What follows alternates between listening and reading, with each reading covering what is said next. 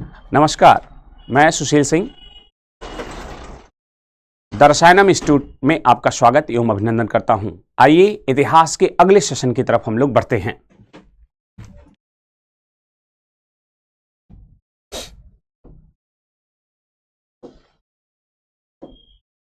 आज हम लोग पढ़ेंगे कुषाण वंश।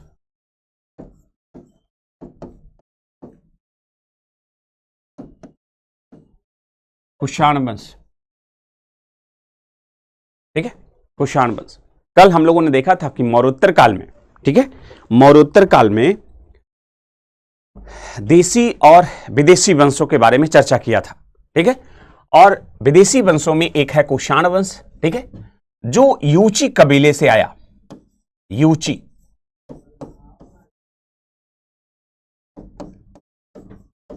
यूची कबीले से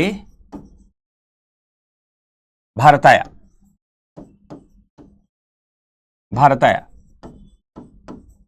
ठीक है। यूची या तोखरी कबीला,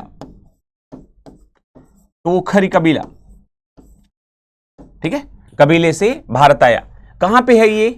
देखिए, सभी तो विदेशी मध्य एशिया की तरफ से आ रहे हैं, बैक्टीरिया प्रांत से, लेकिन ये कुषाण जो आ रहे हैं ये यहां पे चाइना वाला जो क्षेत्र है, ठीक है, चाइना वाला क्षेत्र, यहां से भारत आ रहे हैं, ठीक है, यूची कबीले से, ठीक।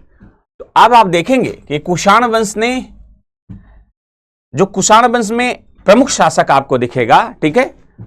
आइए प्रमुख कुछ शासक देख लेते हैं। शासक,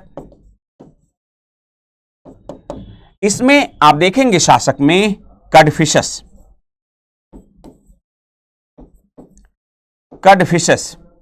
ठीक है। दूसरा बिम कडफिशस,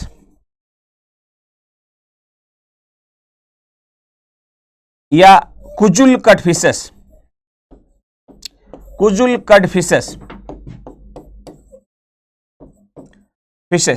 ठीक है। कुजुल कडफिशस क्या है? इसने तांबे के सिक्के जारी किए थे। ध्यान रखिएगा, तांबे के सिक्के जारी करने वाला शासक जो था वो था कुषाण वंश का कुजुल कडफिशस, ठीक, ध्यान रखिएगा। और तांबे के सिक्के कौन जारी कर रहा है? कुषाण वंश दिख रहा है आपको, कुजुल कडफिशस, ठीक। अगला शासक जो हम लोग देखेंगे,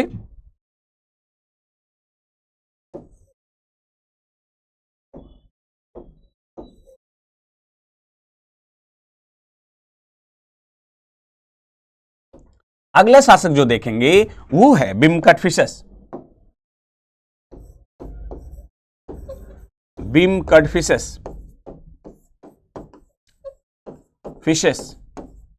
ठीक है, बिम कडफिशस। अब बिम कडफिशस को आप देखेंगे कि बिम कडफिशस जो है ये सोने का सिक्का, राजा के नाम युक्त,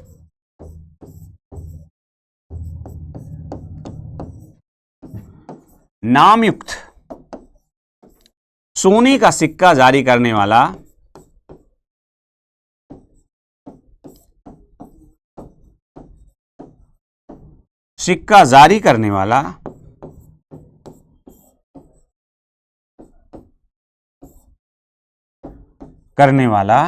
ठीक है, पहला शासक मिलता है, ठीक है, जिसमें राजा का नाम अंकित है।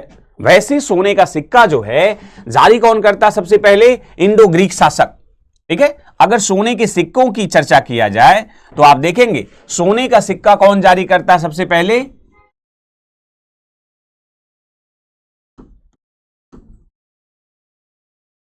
सोने का सिक्का जारी करता है इंडो ग्रीक शासक,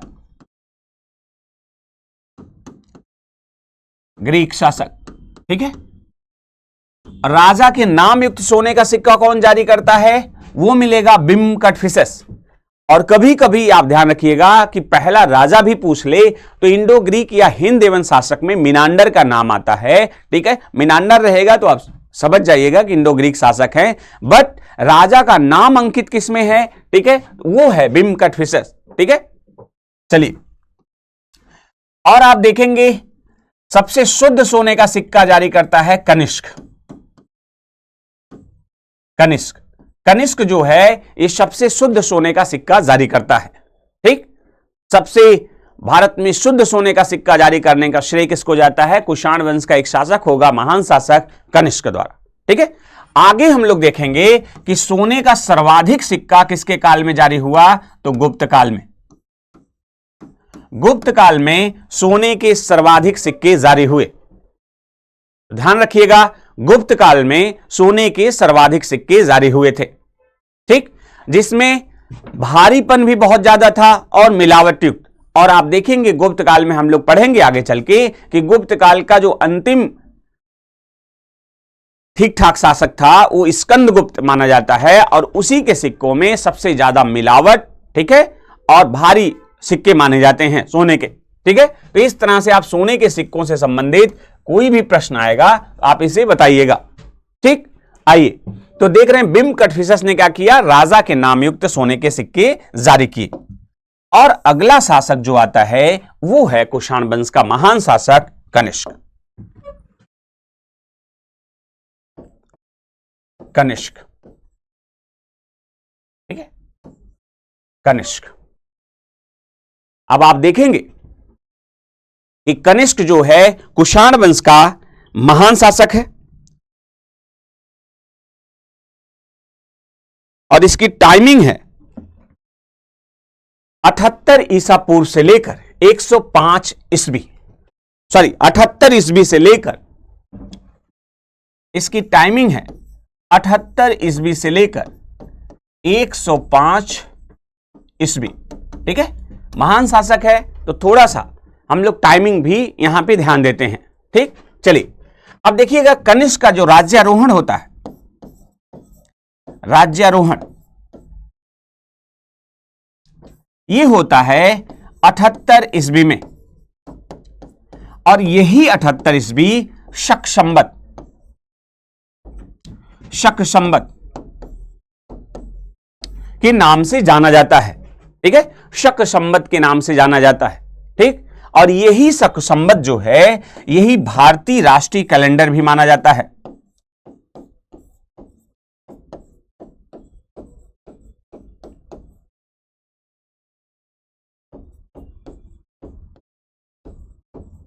कैलेंडर भी माना जाता है,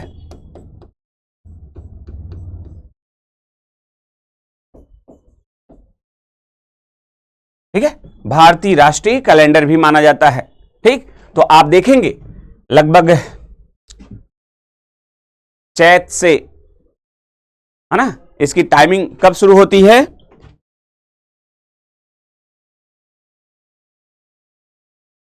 जी, चैत से इसकी टाइमिंग की शुरुआत मानी जाती है। पहला महीना क्या होता भारतीय राष्ट्रीय कैलेंडर का, चैत, ठीक है, यह चीज ध्यान रखिएगा। आइए अब बात संवत की आ गई, ठीक है। तो संवत में शक संवत जो है 78 ईस्वी, और भी संवत के बारे में जान लीजिए। सबसे प्राचीन जो है कली संवत है,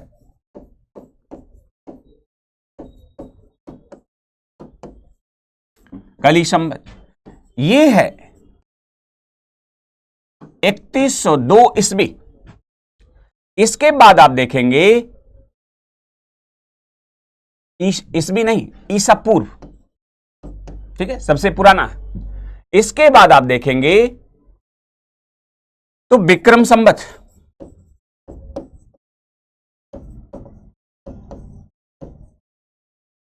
विक्रम संवत ये है 57 बीसी, ठीक है, ईसा पूर्व। इसके बाद देखेंगे शक संवत, ये है 78 ईस्वी। तो आप देखिएगा बीसी या ईसा पूर्व। कई बार पूछा है इन दोनों के बीच में कितना अंतर है, ये देखिए बीसी में है और ये ईस्वी में है, अर्थात जुड़ जाएगा 135 वर्ष का, ठीक है। ये पूछा गया क्वेश्चन है कि शक और विक्रम संवत में कितने वर्ष का अंतर है, ठीक है। ये ध्यान रखिएगा, ये 0 से 57 इधर चला जाता है, ये ईस्वी इधर आ जाती है ईसा मसीह के जन्म के बाद, अर्थात दोनों जुड़ जाएंगे और 135 वर्ष का। इसके बाद हम लोग देखते हैं 78 के बाद देखते हैं गुप्त संवत, या वल्लभी संवत।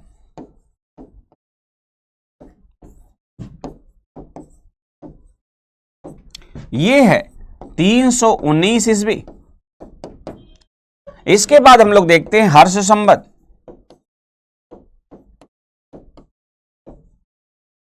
ये है 606 ईस्वी। इसके बाद हम लोग देखते हैं हिजरी संवत। हिजरी संवत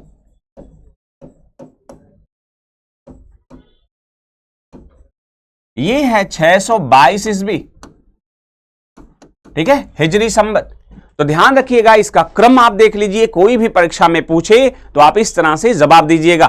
ठीक है, ये देखिए 319 ईस्वी जो है एक चंद्रगुप्त प्रथम का राज्यारोहण होता है, वहीं से इसका कार्यकाल माना जाता है। तो आप इस तरह से चीजों को देख सकते हैं। ठीक है, चलिए आइए हम लोग आगे बढ़ते हैं। जो कनिष्क है, कनिष्क, इसने चाइना के शासक पांचाऊ को हराया था और पांचाऊ ने कनिष्क को भी हराया था। ठीक है, पहले पांचाऊ कनिष्क को हराता है और बाद में कनिष्क भी पांचाऊ को हराने में सफलता प्राप्त करता है। अर्थात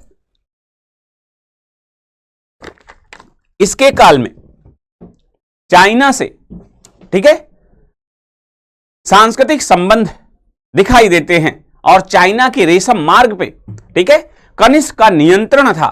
इसीलिए चाइना के रेशम मार्ग पे कनिष्क के नियंत्रण होने के कारण जो है इस समय आर्थिक स्थिति बहुत अच्छी थी और यही कनिष्क है शुद्ध सोने का सिक्का चलाता है। ठीक है, सबसे ज्यादा सर्वाधिक शुद्ध सोना, सर्वाधिक शुद्ध सोने का सिक्का,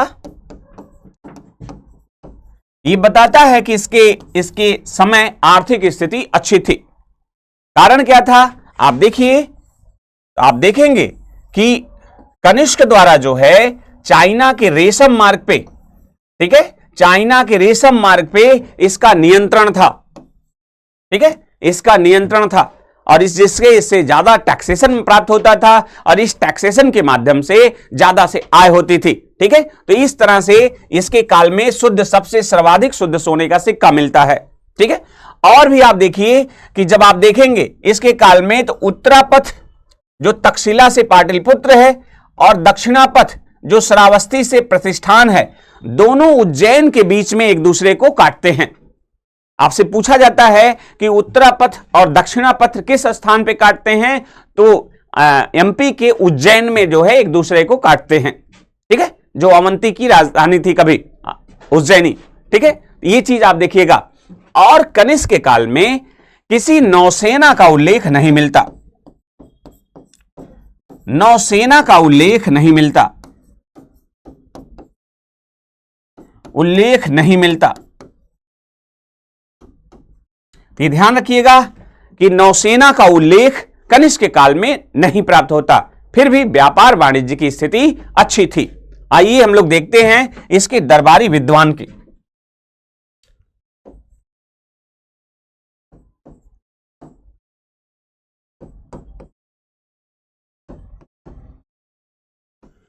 दरबारी विद्वान, तो आप देखेंगे इसके दरबार में वसुमित्र थे,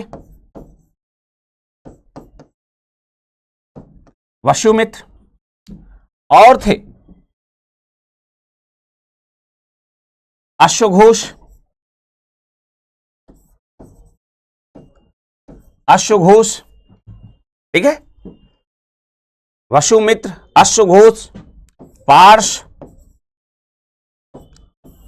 संघरक्ष,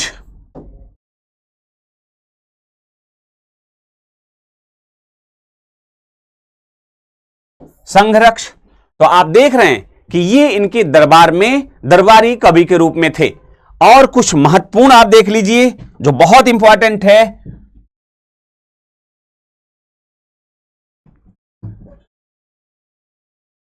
देखिए, इनके दरबार में थे नागार्जुन, और थे चरक, और थे सुश्रुत, सुश्रुत। तो आप देखिए कितने लोग थे, 1 2 3 4 5 6 7। ठीक है, वसुमित्र कौन थे? जो चौथी बौद्ध संगीत हुई थी, बौद्ध संगीति हुई थी, इसके अध्यक्ष थे। ठीक है, अध्यक्ष। अश्वघोष उसी के उपाध्यक्ष थे। ठीक है, उपाध्यक्ष। पार्श्व के कहने पे, इनके कवि थे दरबारी। ठीक है, पार्श्व, इन्हीं के कहने पर, ठीक है, पार्श्व के कहने पे चौथी बौद्ध संगीत होती है, और संघरक्ष जो है उनके दरबारी कवि होते हैं। ठीक है, तो ध्यान रखिएगा, संघरक्ष है दरबारी कवि। आइए, नागार्जुन शून्यवाद के जनक कहे जाते हैं, शून्यवाद के जनक कहे जाते हैं। ठीक है, चरक जो है आयुर्वेद के पितामह कहे जाते हैं, के पितामह। अशुश्रुत जो है शल्य चिकित्सा के,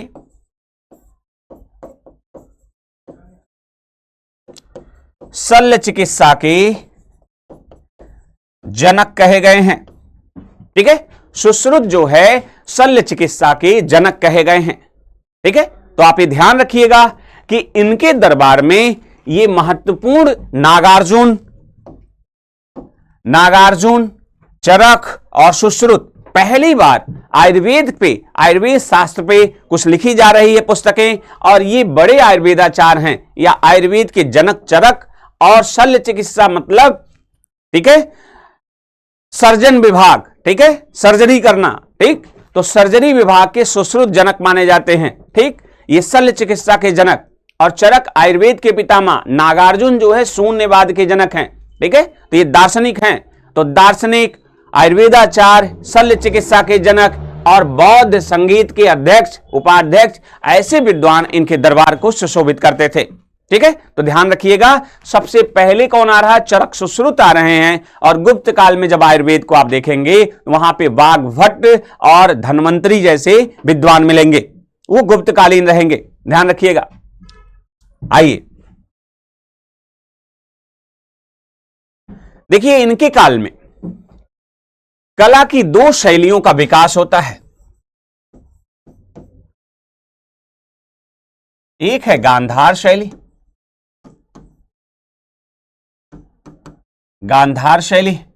और दूसरा है मथुरा शैली। ठीक है, गांधार शैली और मथुरा शैली।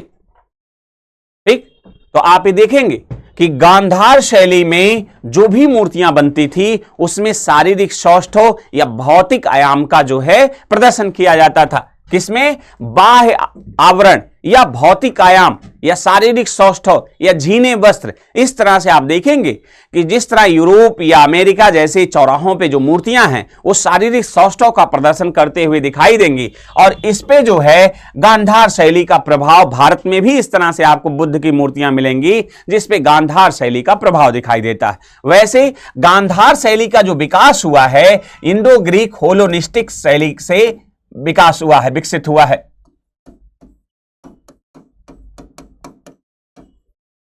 होलोनिस्टिक कला से इसका विकास हुआ है। ठीक है, गांधार शैली का। ठीक, लेकिन वहीं मथुरा शैली आप देखेंगे तो मथुरा शैली का जो विषय है वो है आध्यात्मिक ओज प्राप्त करना। ठीक है, ऐसे जैसे देवी देवताओं की मूर्तियां होती हैं जिसमें एक तेज होता आध्यात्मिक। ठीक है, तो ऐसे भावों को मथुरा शैली, ये विशुद्ध भारतीय शैली है। ठीक है, भारतीय शैली, ध्यान रखिएगा। तो बुद्ध की इसमें भी, और इसमें जो पत्थर इस्तेमाल किए जाते थे वो हैं लाल बलुआ पत्थर।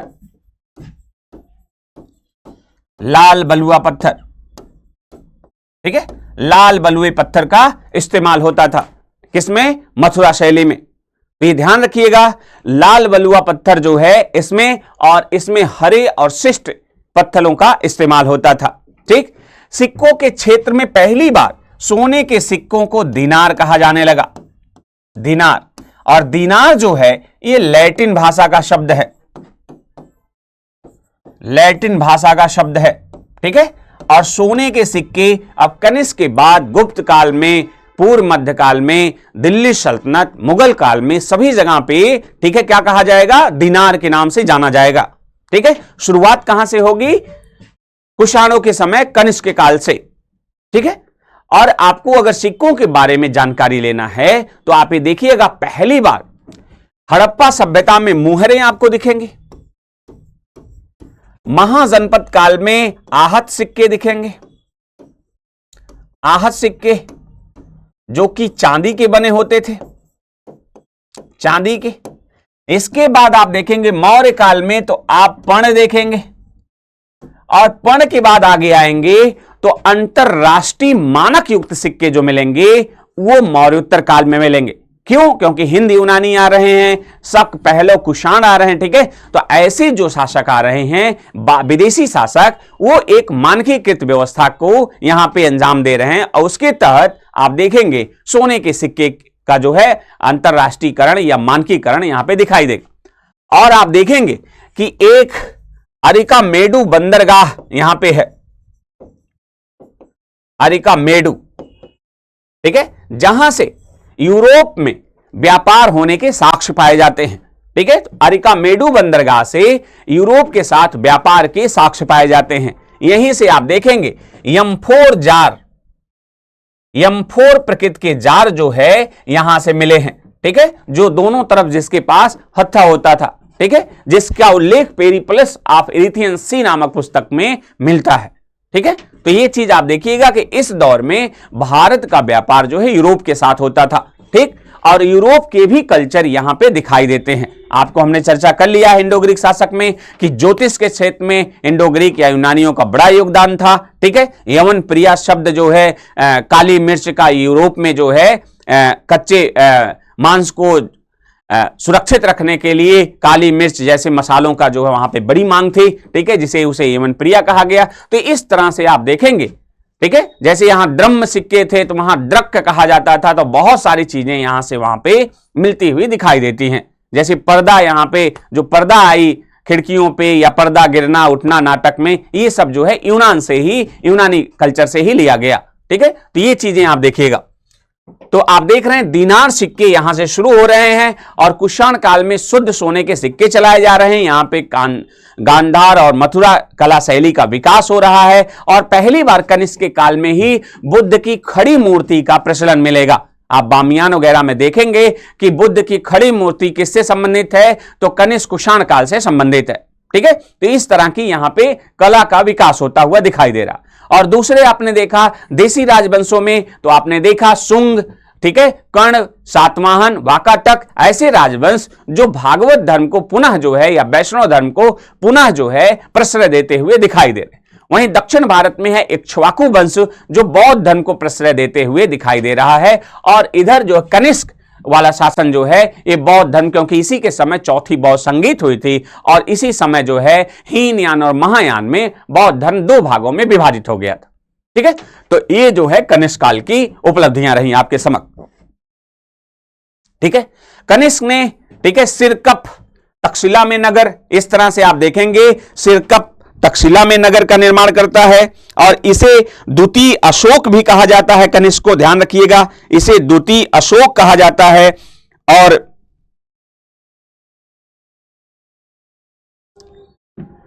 देखिए शकों के आने पे यहां के प्रशासन में जो बदलाव दिखता है, छत्र प्रणाली की शुरुआत हो जाती है, अश्वारोहण परंपरा हो जाती है। ठीक है, संयुक्त शासन की शुरुआत हो जाती है, मतलब जो युवराज है वो भी शासन कर रहा, राजा भी शासन कर रहा। संयुक्त प्रणाली या छत्र प्रणाली या अश्वारोहण की परंपरा, ये सब जो है जब ये बाहरी सभ्यता आती शकों के द्वारा जो है भारत में ली गई थी। ठीक है, तो आप कनिष्कपुर देखेंगे तो कनिष्कपुर कनिष्क द्वारा बनाया गया है, सिरकप तक्षशिला के पास बनाया गया। ऐसे नगरों का निर्माण कनिष्क द्वारा किया जाता है। ठीक है, और आप उत्तरा पक्ष और दक्षिणा पक्ष देखेंगे उज्जैन में काटता हुआ दिखाई देगा। ठीक है, तो ये रहा कनिष्क के काल की उपलब्धियां। ठीक है, तो आज हम लोग यहीं तक, कल हम लोग गुप्त वंश के बारे में जानेंगे। धन्यवाद।